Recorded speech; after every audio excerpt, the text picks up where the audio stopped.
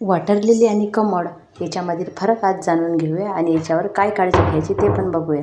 Water lily कमळ जेवढ्या प्रकाशात याच्यामध्ये सूर्यप्रकाश पडेल तेवढी याच्यामध्ये शेवाळ तयार होते. ही शेवाळ वरच्यावर काढत राहावं लागते, नाहीतर झाडांच्या मुळाशी ते थांबते आणि मग झाडांची ग्रोथ कमी होते आणि बरेच कीडसुद्धा लागू शकते. त्याच्यामुळे वरच्यावर ही शेवाळ काढणं आवश्यक असते.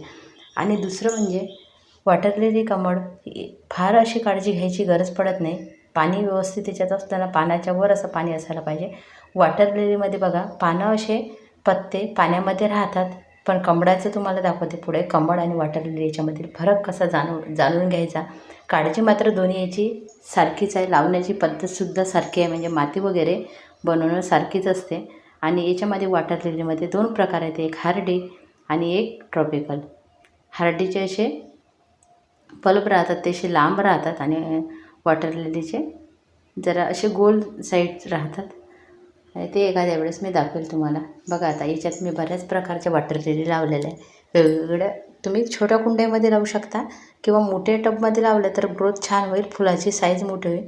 छोट्या कुंडीत लावले तर थोडी ग्रोथ कमी होईल, पण फुलं त्याच्यामध्ये सुद्धा येईल. बऱ्याच वॉटर लिली छोट्या छोट्या कुंड्यामध्ये सुद्धा येतात. आणि याच्यामध्ये बघा बरीच शेवाळ साचलेली होती. ही शेवाळ मात्र फेकून न देता आपण एखादा खत बनवत असेल किंवा कुंडी असेल त्याच्यामध्ये जमा करावी, कारण हे पण एक प्रकारचं सीवीड्सच काम करते.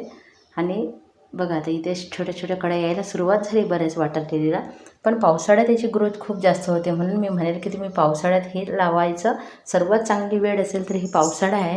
उन्हाळ्यामध्ये आपण सुरुवात करू शकतो लावायला, पण जास्त उन्हामुळे बरेचदा पानं असे जळू शकतात, म्हणजे खराब झालेले पानं दिसतात. पण पावसाळ्यात एकदम जास्त ग्रोथ होते. आणि कमळावर बघा कितीही पाणी टाकलं तरी थांबत नाही. अशा पद्धतीने कमळावरती काम करते. आणि बरेच टब आता मी यावर्षी तयार केलेले आहे. पावसाळ्यामध्ये तुम्हाला भरपूर प्रमाणात दिसेल आणि जास्तीत जास्त कलर झालेले मी सेलसुद्धा करणार आहे तेव्हा. आणि आता फक्त मी त्याची काळजी घेत आहे. भरपूर पाणी त्यांना भरून ठेवलेलं आहे. वरच्या वर शेवाळ काढत आहे.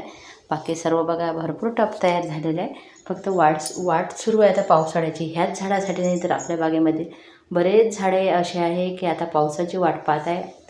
त्यांच्यासोबत आपण सुद्धा पावसाची वाट पाहत आहे. अशा पद्धतीने माहिती होती. धन्यवाद.